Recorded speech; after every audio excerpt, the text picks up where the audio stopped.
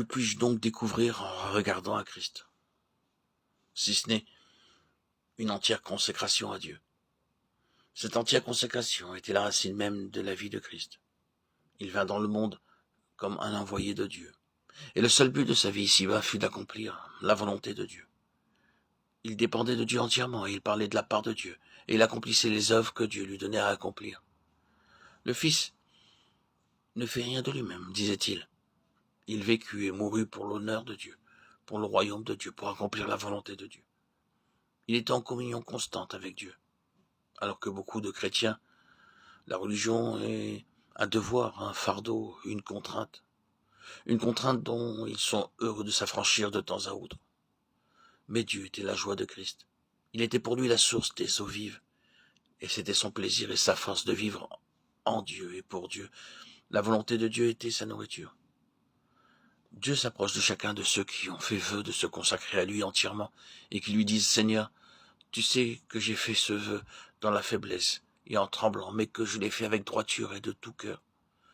Seigneur, montre-moi ce que ce vœu implique et comment je dois vivre cette vie d'entière consécration. » Dieu vous montre son Fils et vous dit « Voici mon Fils bien-aimé, en qui j'ai mis toute mon affection. Écoutez-le, suivez-le, vivez comme il a vécu, que Christ devienne la loi de votre vie. » Demandons à Dieu de nous sonder et de nous montrer si la vie de Christ a été jusqu'ici le guide de notre vie.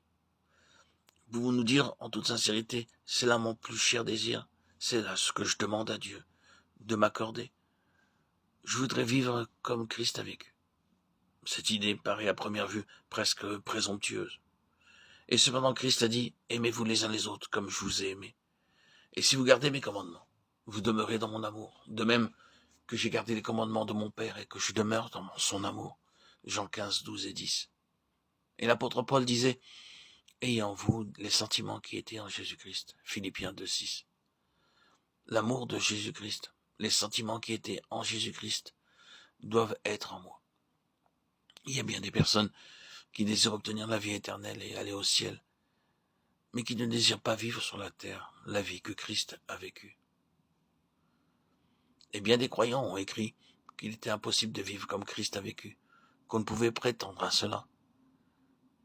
Mais si vous êtes venu à Dieu afin de lui consacrer entièrement votre vie, alors vous pouvez dire la vie de Christ doit devenir la mienne. Si nous voulons savoir ce qu'impliquent ces mots, Christ, notre vie, nous ne devons pas seulement considérer Christ comme notre exemple.